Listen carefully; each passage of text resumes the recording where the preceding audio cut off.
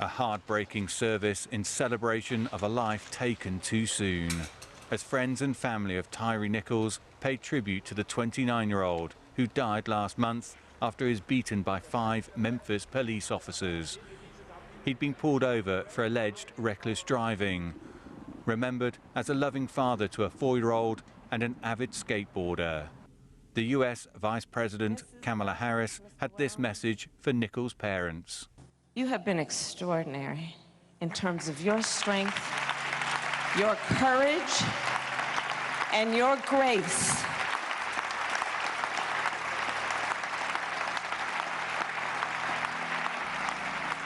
And we mourn with you, and the people of our country mourn with you. Harris also used the platform to call on Congress to pass the George Floyd Justice in Policing Act, legislation that aims to reform policing, but that stalled in the US Senate. As Vice President of the United States, we demand that Congress pass the George Floyd Justice and Policing Act.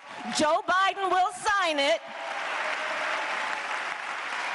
and we should not delay, and we will not be denied. It is non-negotiable. Civil rights activist the Reverend Al Sharpton delivered the eulogy. He called out the 5 black officers involved in the beating of Nichols. What happened to Tyre is so personal to me, is that 5 black men that wouldn't have had a job in the police department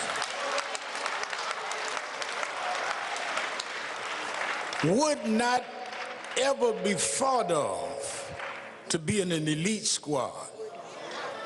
In the city that Dr. King lost his life, not far away from that balcony, you beat a brother to death.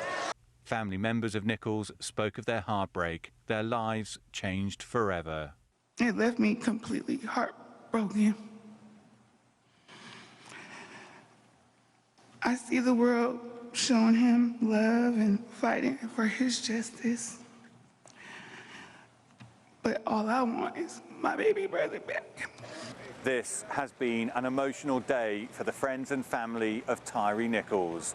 A time to reflect on his life, but also voice fresh calls for justice and action to prevent such deaths from happening again and ensure Tyre's death will not be in vain. Dan Williams, CGTN, Memphis, Tennessee.